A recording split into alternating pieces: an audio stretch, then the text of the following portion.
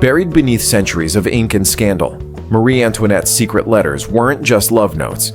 They were encrypted cries from a queen under siege. And thanks to modern science, her censored whispers are finally speaking volumes. A queen under siege.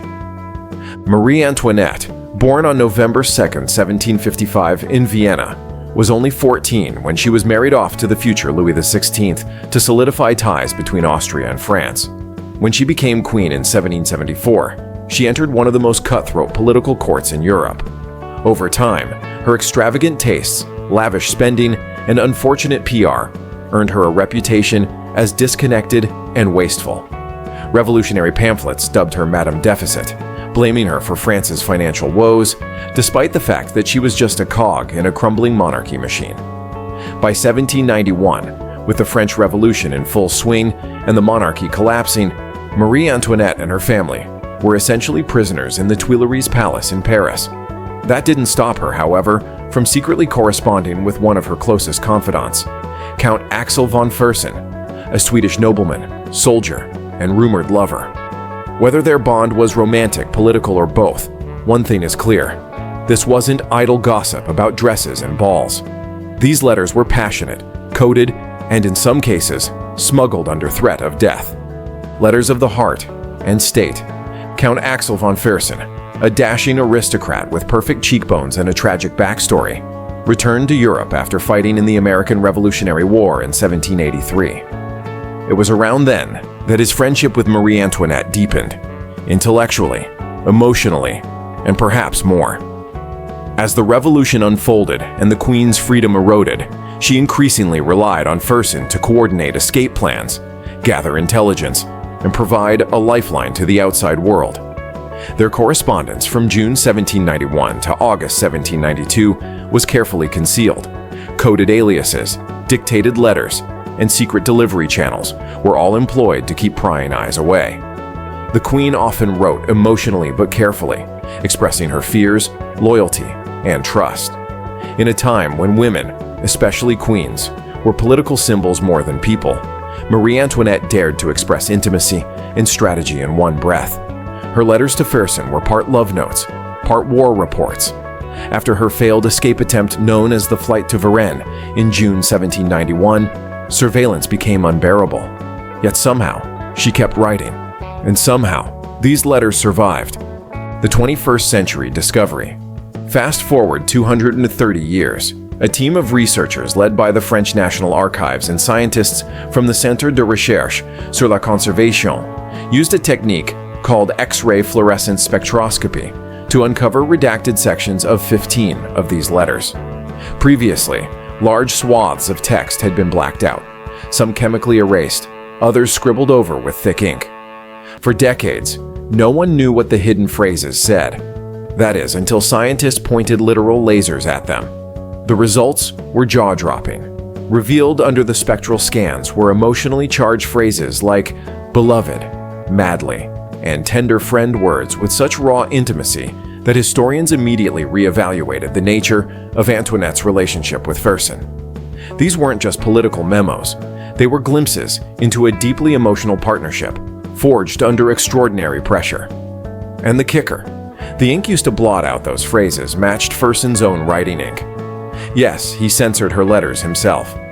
So, Fersen was the censor. It's true.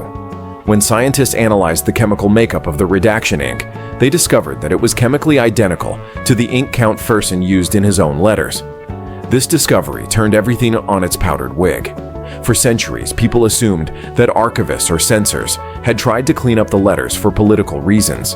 Instead, the person who had received these emotionally revealing letters, Fersen himself, was the one who obscured the most passionate parts. Whether he did so to protect Marie Antoinette's legacy, to spare himself scandal, or simply to hide their romantic connection, remains a mystery. But what's certain is that his efforts failed, thanks to 21st century science. This revelation raises all kinds of questions. Was Fersen trying to erase a potential scandal?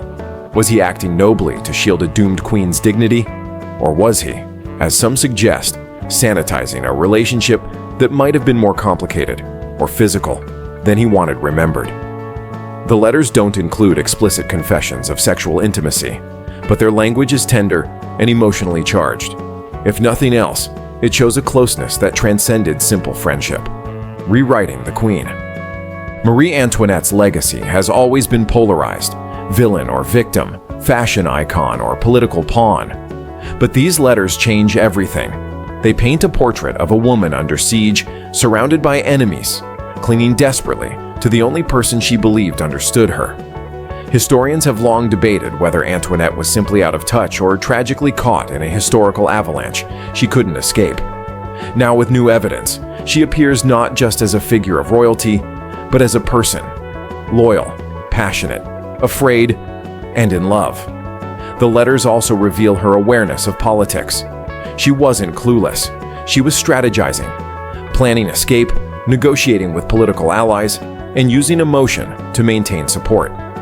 The cold, frivolous figure painted by her enemies now seems like a calculated smear. Through these newly revealed phrases, we see someone actively resisting, not just fate, but the caricature the world imposed on her. The censored and the censor.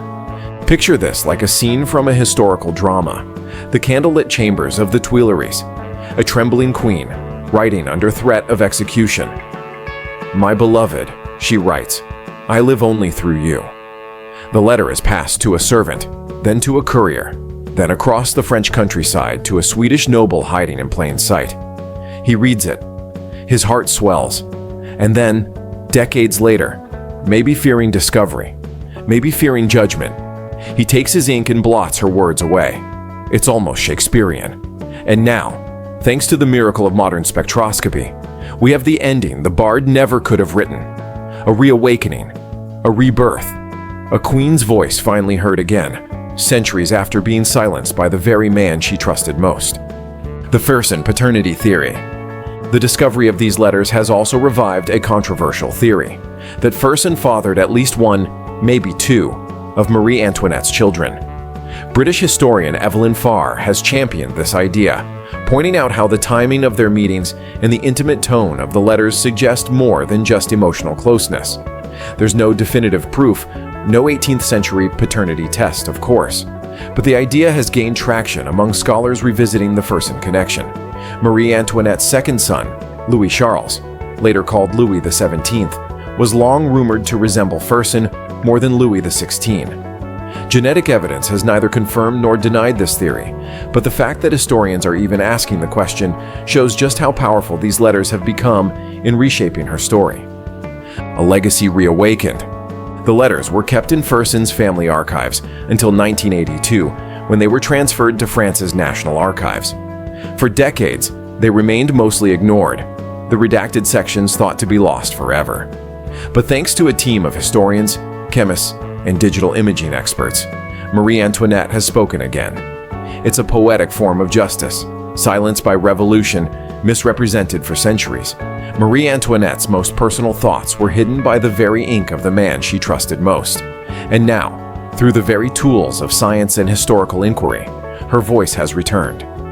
The woman who was beheaded as a scapegoat for monarchy's failure now emerges not as a villain, but as a tragic heroine caught in history's most brutal storm. And there you have it, the hidden letters of Marie Antoinette, uncensored after more than 200 years. If you enjoyed uncovering this royal mystery with a touch of scandal, science, and drama, don't forget to give this video a thumbs up and subscribe. Until then, stay curious and remember, sometimes history whispers, and sometimes it screams through X-rays.